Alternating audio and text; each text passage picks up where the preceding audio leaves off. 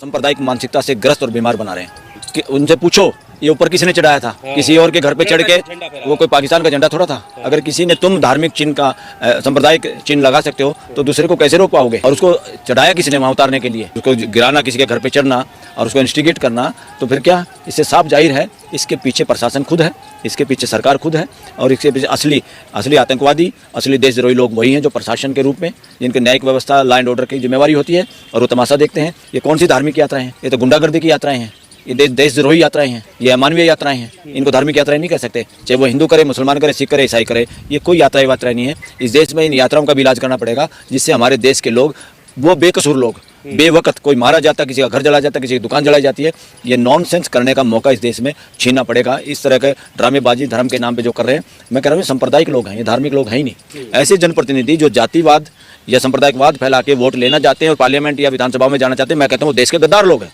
Totally. ये बनने के लायक ही नहीं, ऐसे गधे ना हाई को उसमें जाने के लिए, विधानसभा में ना पार्लियामेंट के। और मैं इनको हिंदू नहीं कहता, ये हिंदू नहीं है, ये वर्णवादी लोग हैं। हिंदू इनमें शामिल नहीं है, ये हिंदुओं के ठेकेदार नहीं बन सकते। ये वर्णवादी लोग हैं जो समाज के गरीब गुरबा या नासमझ समाज को शिकार बनाते हैं, उनको बहकाते हैं, और सत्ता में रहने के लिए और पैसा पे काबू करने के लिए। एक आदमी, मैं नहीं समझता ऐसा आदमी सीएम के काबिल भी है। ऐसा आदमी सीएम के काबिल नहीं है। सीएम लेवल का आदमी संविधान की शपथ लेने वाला बांटने की बात ही नहीं कर सकता, वो एकता की बात करेगा। उन घरों को तोड़ दिया जाए जिन्होंने झंडा उतारा है किसी दूसरे का, उनके घरों को तोड़ा जाए, क्योंकि मैं बुलडोजर न्याय के खिलाफ हूँ। हाँ, वरना अगर बुलडोजर न्याय ही इस देश की सुप्रीम कोर्ट भी अगर स्वीकार करती है तो सबसे पहले उनके यहाँ चला जाए, जिस उन पुलिस कर्मियों का घर तोड़ना चाहिए जिनकी सुरक्षा में कोई आदमी मारा गया। जबरदस्ती किसी के घर में घुसते हो, किसी को कमजोर समझते हो संख्या के आधार पर, ये नॉनसेंस नहीं चल सकती।